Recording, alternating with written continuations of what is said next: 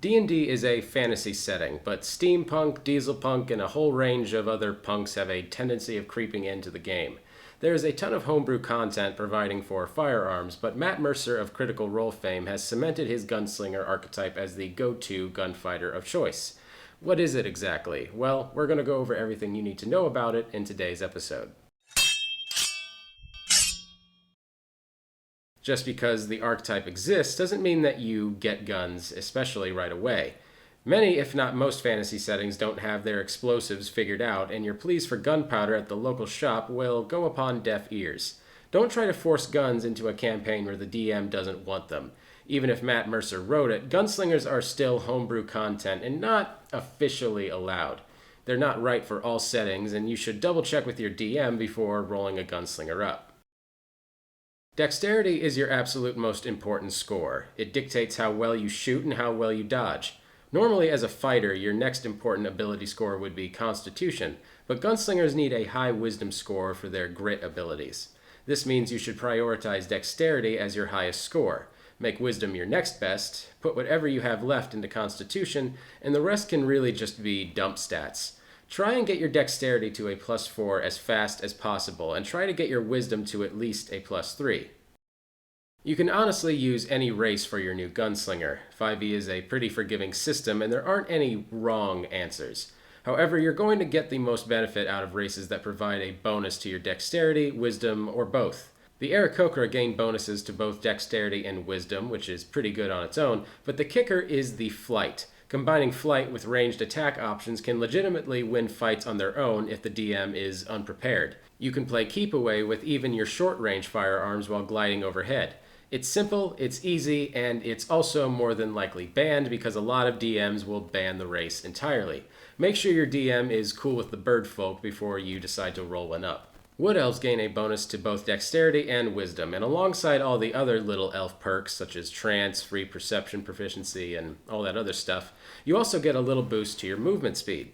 Having a 35-foot movement speed can let you outpace and keep some enemies out of striking distance while you unload with your guns. It also lets you play the sniper with their Mask of the Wild ability that lets them hide even when only lightly obscured by foliage. Halflings have a bonus to their Dexterity, and picking the GHOSTWISE subrace gets us the needed Wisdom boost.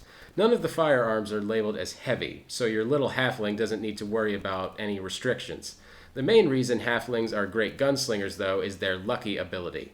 Fumbling an attack with a gun becomes a misfire, and misfires are terrible.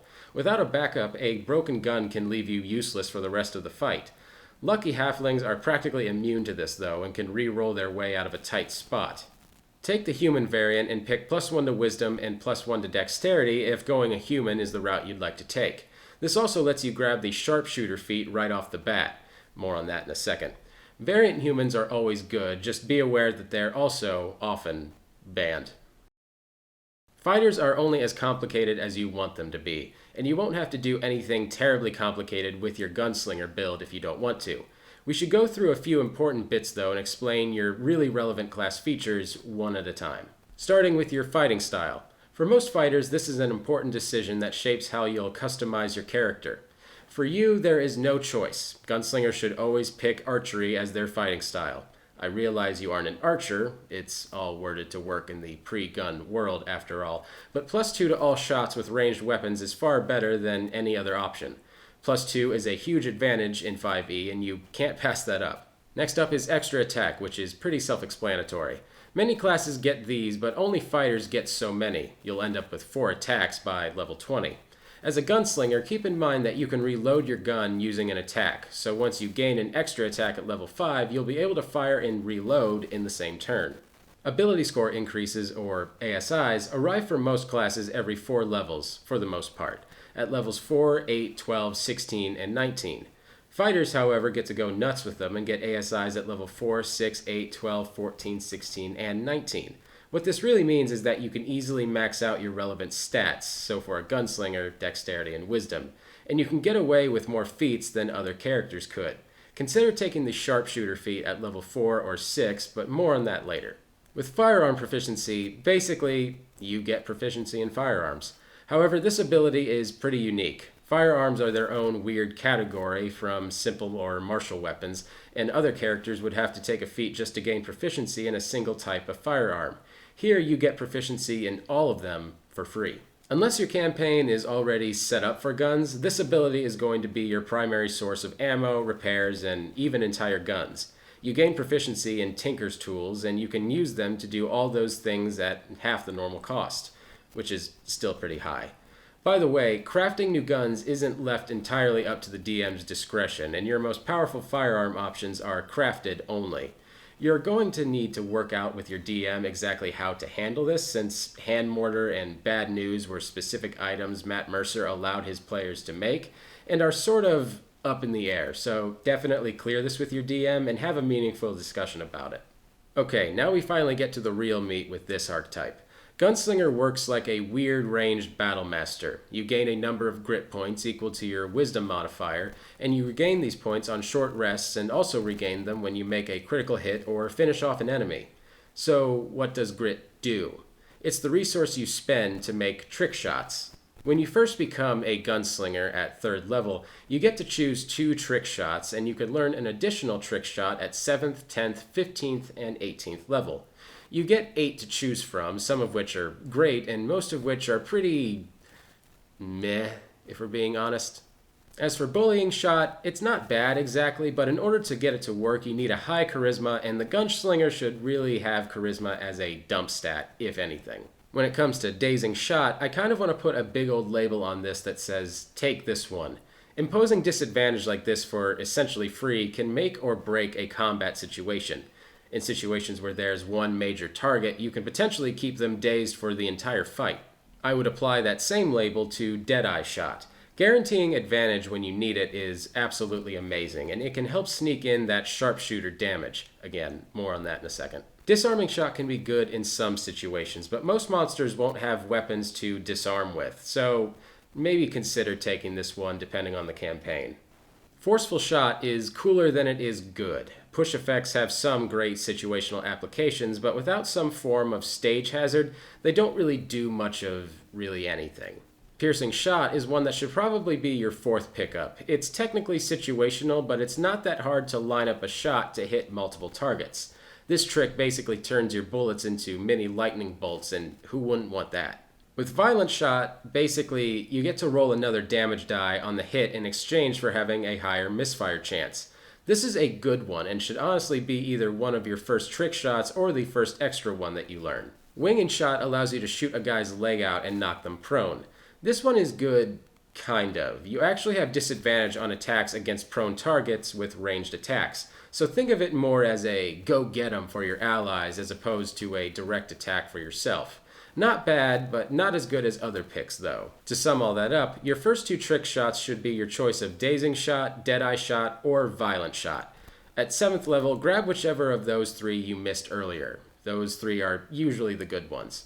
Then at 10th, grab piercing shot, and past that, fill up on your choice of winging shot or disarming shot. These are all my suggestions, mind you. Build whatever character you want at the end of the day. So what type of gun should I use? Well, pistol or PEPPERBOX. It's sad to say, but statistically, all the other firearms are just bad. All firearms have the reload quality, followed by a number which dictates how many shots they can fire before needing an attack to reload. That means a reload 1 weapon can only fire once before needing to reload again. Losing every other attack is pretty awful. Now I know a lot of you are thinking, but what about bad news? Isn't that the best weapon? Well, sort of. It's also completely up to the DM's discretion if you can even make the damn thing. It packs a punch though, so give it a whirl if your DM allows it. Just be aware that the weapon entry has a typo on D&D Beyond and actually has a reload 1 weapon quality. In terms of the best gunslinger feats, it's pretty obvious which ones you should go with, but we'll point out a few anyway. A feat you'll definitely want is Sharpshooter. Sharpshooter has some bonus benefits to ignore cover and long-range penalties, but we want it for that damage increase. By using your DEADEYE shot to gain advantage, you can offset the -5 penalty to hit and just lay on that lovely +10 damage bonus shot after shot. I'd almost claim this as an obligatory feat for gunslingers. Lucky is good. It's never not good, and it's so good that it's usually banned. But especially for a gunslinger where fumbles hurt due to misfires, re-rolling away those ones can make or break a combat experience. With Crossbow Expert, it's a bit iffy but can also be super helpful. You're wasting about 2/3 of the feat because you're not actually using crossbows, but the bit we want doesn't care what ranged weapons you use. This feat lets you ignore the disadvantage from firing ranged weapons in melee. For a gunslinger who may not always be able to escape their targets at close range, this can be especially useful. I know that a lot of people would prefer that firearms, no matter how primitive they may be, never make an appearance in their D&D campaign. But for those who are very interested in this type of thing, I'm glad that there's at least an option that's both balanced and really fun to play. But what do you guys think? Do you think that a gunslinger even belongs in D&D? Are you thinking of building one yourself? If so, let me know in the comments because I'm really curious what you guys think of this. Thank you so much for watching. I really appreciate it. Be sure to like and subscribe because we put out new content like this every week. My name is Patrick Ferguson with Skull Splitter Dice, and until next time, farewell. Thanks for joining us. Don't forget to like, comment, and subscribe so you never miss out.